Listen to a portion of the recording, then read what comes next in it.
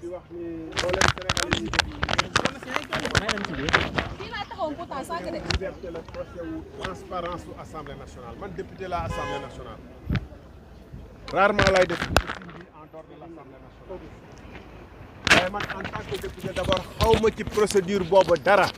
ci jëndum oto yi président Assemblée nationale ba muy décider ni day jënd oto dafa ne day def procédure restreinte kuy woote jubal jubanti amul benn raison bu muy defee procédure restreinte te d'abord député yi yëguñu ko ñaareel def procédure restreinte teewul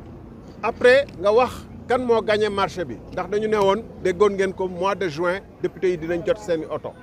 ñu ngi ci mois de juillet ba tey xamaguñu kan moo gagné marché bi te jàpp naa ni ñoom procédure bi jeex na ñu ngi ci ay immatriculation wala yeneen xam nañu kan moo gagné marché bi lu tax joxewuñ ko bu Bachir waxee ni diw moo ko jot ñu ne ko déet da nga jum diw moo ko keneen moo ko gagné mu jeex waaye lu tax mobiliser moyen état pour faagaagal benn journaliste ndax wax na loo xam ne lolul kenn yàqalul kenn au contraire lëndëm bi nga xam ne moom moo nekk ci procédure bi moo waral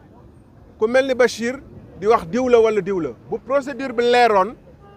naññ ni mu waroon leeree kenn du werante kan moo ci nekk ak yooyu ma baamtuwaat nii lu tax président de l'Assemblée nationale benn di jënd ay oto te amu ci ndigalu budget wu Assemblée nationale voté wuñ ko niñ ko waroon voté donc amu ci ndigal ñi moomoon indemnité yi de transport yi muy député yi ñooñee yëguñu ko ba ñuy nangu seeni indemnité laajuñu leen seeni xalaat ci biir ñetteel bi mu tànn procédure boo xam ne procédure restreinte la nga xam ne ñoom ñoo woote jubal jubanti dañu waroon yaatal ñëpp jot ci ñëpp xacc amul dara lu taxoon ñuy paraxe ndax jëndum oto moom même boo defee procédure large ouverte plutôt du tee affaire bi ay 15 jours wala 20 jours rek la ci yokk muy benn ñaar démocratie Sénégal ak justice su Sénégal dama jàpp ni ñu àtte ñu tey ñii ak procureur ak ministre de la justice ak président de la cour suprême ak union des magistrats waroon nañu wax ci wax ji nga xam ne premier ministre loolu la wax démb jëmale ko ci justice loolu moo gën a garaaw fuuf pour démocratie Sénégal pour république Sénégal pour constitution Sénégal pour justice su Sénégal que li ñuy àtte Bachir ak Moustapha Diakhaté ak ñeneen loolu moo gën a yëngal kenn musu fi taxaw di jiitum réew wala di kilifa bu mag ci réew mi depuis mu ñëw ba léegi saa yu ne da bëgg a wane moom mooy justice bi di jàpp ni diw doo tey mooy sa mujjeelu campagne yamul ci loolu bëgg a tere Barthélémy Diaz kañ lay campagne ak lu dul campagne ne ko demee doo campagne yi bu boobaa bu doon dafa nekk opposition moom la ñu waroon jëli ndax moom moo bëgg a séquestrer nit ki ci këram empêcher ko def ay mouvement waaye Barthélémy la ñu séquestrer ci biir këram pour bañ a jàkkaarloog moom. lan nga jàpp ne moom la justice waroon a def comme réponse par rapport ak déclaration boobu. wax naa ko président institution wu réew mi dañu waroon taxaw te li mu wax sax nekkut cour constitutionnelle bañ fi buggee reporter élection yi ndax Pastef moo ko bañ wala ndax parti politique moo ko bañ ndax République des valeurs moo ko bañ naam ñun ñëpp taxaw nañ ci waaye dañ dem jébbal ko cour constitutionnelle conseil constitutionnel ne il faut que ay élection am bañ fi buggee def ñoom seen tappale loi interprétative bi kan moo bañ loolu conseil constitutionnel am na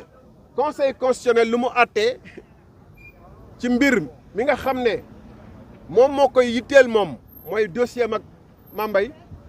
bu fekkente ni dañu bëgg a bindaat loi yi ak république bi Bachir luñ koy àtte moo gën a moins grave te Bachir sañul buñ ko àtte mu taxaw joxoñ justice bi wax ci moom li mu wax moom donc maa ngi leen di gërëm di leen sant. aussi sa xalaat ci plan de redressement bi nga xamante ne premier ministre lancé na ko jëm ci wàllum économie. En français.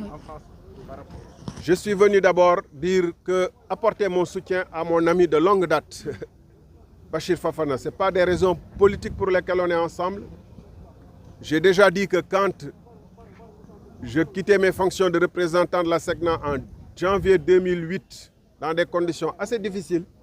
il était un des reporters qui était venu couvrir la cérémonie de départ. Et c'est en ces circonstances que je l'ai connu et depuis lors, on garde une amitié indéfectible malgré parfois des divergences d'opinion. Bachir a perdu son emploi pour des raisons politiques, mais je crois aussi que Bachir est aujourd'hui au tribunal pour des raisons purement politiciennes. Je suis député à l'Assemblée nationale et c'est rarement que j'aborde le PINS qui le symbolise, en dehors de l'hémicycle. Mais je suis venu dire aujourd'hui qu'en tant que député, je suis indigné par ce procès. Parce que, d'abord, il paraît qu'on nous achète des véhicules, je l'ai appris par la presse, au même titre que tous les Sénégalais lambda, parce que les députés ont vu soudainement l'allocation de transport qui leur était allouée depuis 2 ans être retirée sans leur avis. Et je peux même dire, en tant que membre de la commission de contrôle de l'Assemblée nationale,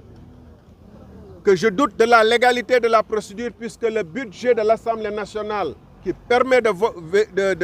d'acheter ces véhicules n'a pas été voté suivant les procédures prévues. Je l'ai dit en réunion de commission.